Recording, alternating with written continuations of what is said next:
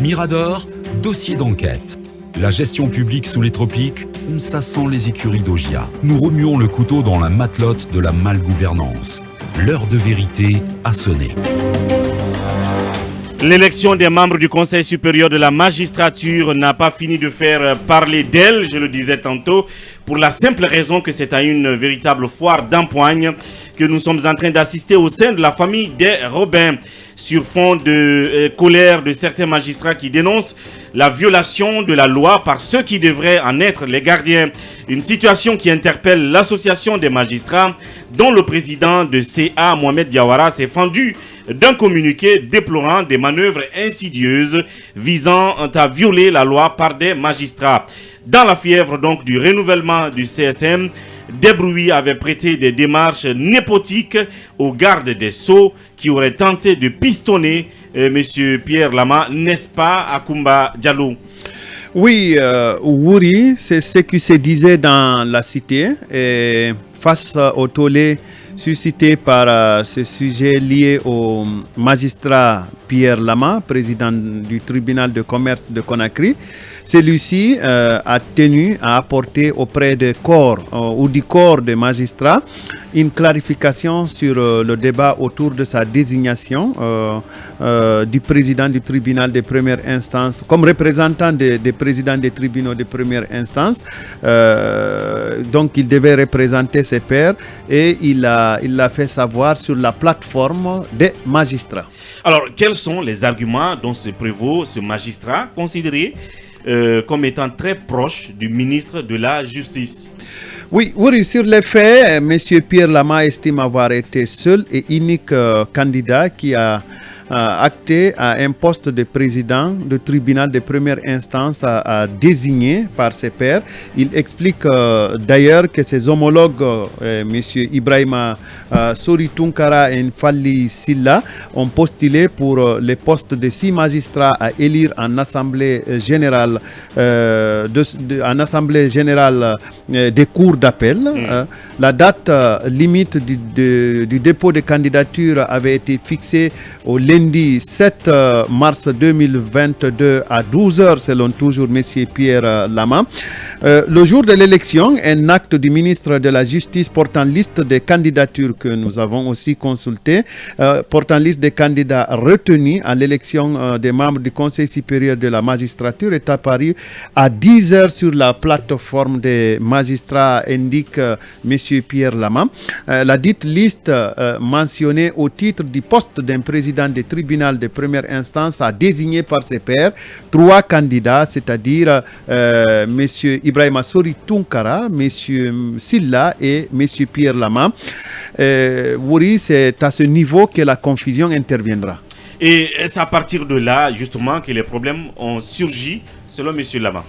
Oui, je cite, face à la détermination du président Fally Silla de compétir avec, dit-il, alors que son acte de candidature visait plutôt les postes de 6 magistrats à élire, j'ai saisi, dit Pierre Lama, à 11h, le collège électoral à l'effet d'examiner les actes de candidature de 3 personnes concernées et au besoin de rectifier l'erreur se trouvant dans la liste des candidatures, rappelle-t-il. À 17h, une nouvelle liste est publiée sur la plateforme toujours des magistrats, rectifiant la première et gardant toujours M. Pierre Lama comme l'unique candidat au poste en jeu. Mais, je cite, entre-temps, les présidents des tribunaux de première instance avaient procédé à l'élection qui a mis aux prises les 3 candidats et le président Ibrahima Sori Tunkara qui en est sorti vainqueur, rapporte lui-même M. Pierre Lama, qui ajoute d'ailleurs: j'ai contesté cette élection et porté mon recours devant le collège électoral, ce que demandent certaines sources judiciaires qui pensent plutôt que M. Pierre Lama ait porté son recours devant le ministre de la Justice. Alors, des faits cités ou relatés si haut, vous en avez tiré quelques interrogations à Kumba, lesquelles? Bon, à lire M. Pierre Lama, et quelques interrogations subsistent et c'est tout à fait normal. Une personne peut-elle être élue à un poste où elle n'a pas candidaté? C'est la question que se pose M. Pierre Lama, mais il se trouve que M. Tunkara, suivant la liste, la seconde liste que nous avons évoquée ici, avait été bel et bien retenu comme étant candidat. La deuxième question que se pose M. Pierre Lama, un acte de candidature déclaré verbalement le jour même de l'élection, après expiration de la date limite du dépôt de candidature, est-il valable ou recevable? C'est une question assez pertinente, mais d'autres sources renvoient, s'il y a eu erreur, au ministre de la Justice qui a validé les deux listes contradictoires. Et la troisième question que se pose M. Pierre Lama, c'est de savoir, un acte d'une autorité comportant une erreur peut-il faire l'objet de rectification par son auteur? Il semble que c'est oui. Bien. Et puis, Pierre Lama ne décolère pas pour avoir été la cible de propos homophobes. De quoi s'agit-il?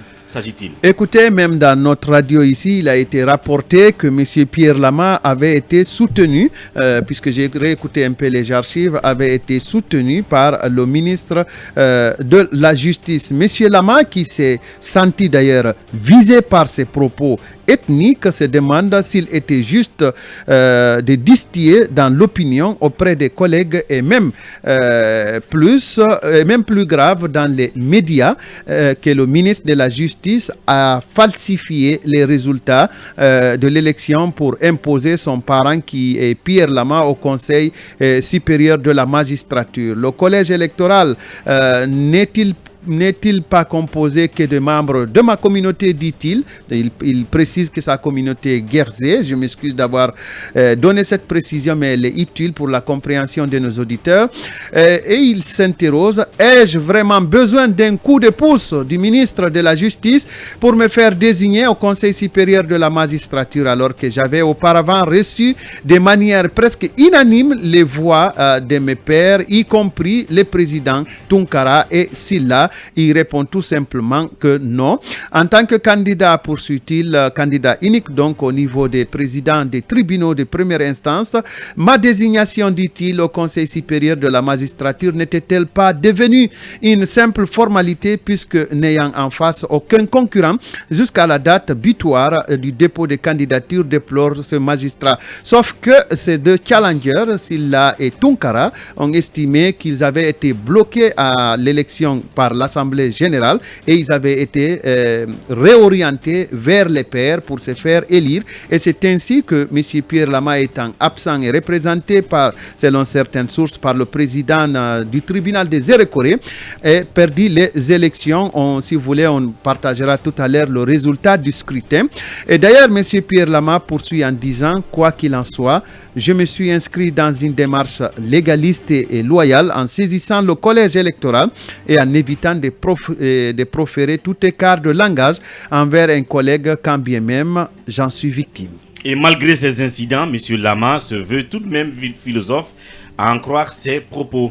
Oui, M. Lama déclare aux magistrats et sur leur plateforme vouloir être respectueux de la décision du collège électoral, quelle que soit l'issue de son recours en contestation contre l'élection de Tunkara et de Silla au Conseil supérieur de la magistrature. Et là, je cite, « Je considère tout ça comme un incident de parcours qui ne doit gâcher nos rapports, encore que le Conseil supérieur de la magistrature sera regorgé par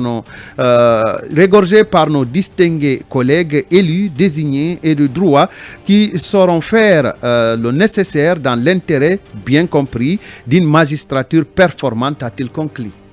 Et c'est alors que tombe ce communiqué de l'association des magistrats présidé par le juge Mohamed Diawara qui, tout en félicitant les élus, a tenu à remettre les pendules à l'heure. Oui, en attendant Wouri, un communiqué de l'association des magistrats de Guinée du 13 mars 2022 signé de son président du conseil d'administration Mohamed Diawara.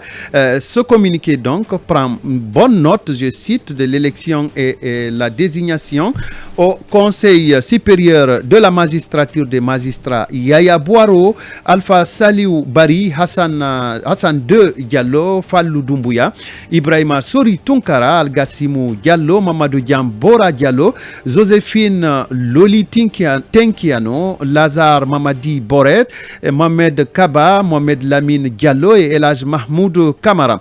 L'association des magistrats, par la voix de son président, félicite les élus et désignés de l'organe de gestion de la carrière des magistrats et déclare qu'il leur accordera son assistance et sa collaboration afin que la justice demeure la boussole et le deuxième pilier de la République de Guinée. Et le refus des deux présidents des cours d'appel de Kankan-Conakry de s'entendre sur l'unique poste qui leur est dévolu au sein du CSM a été entre autres flétri par l'association des magistrats. Tout à fait, Wouri. Le conseil d'administration dit regretter que les deux premiers présidents des cours d'appel de Kankan et de Conakry n'aient pu s'entendre sur celui d'entre eux qui les représentera au sein du conseil supérieur de la magistrature. De même, le conseil d'administration note avec amertume que la situation des deux procureurs généraux, il s'agit de celui de Conakry et de celui de Kankan, pose un problème fondamental de droit lié à la règle selon laquelle l'ancienneté de 10 ans révolue est le critère de désignation de celui d'entre eux qui doit être membre du conseil supérieur de la magistrature. Et d'ailleurs, Wouri la précision que plusieurs sources interrogées nous ont confié que c'est Charles White qui est le problème parce qu'il souhaitait être,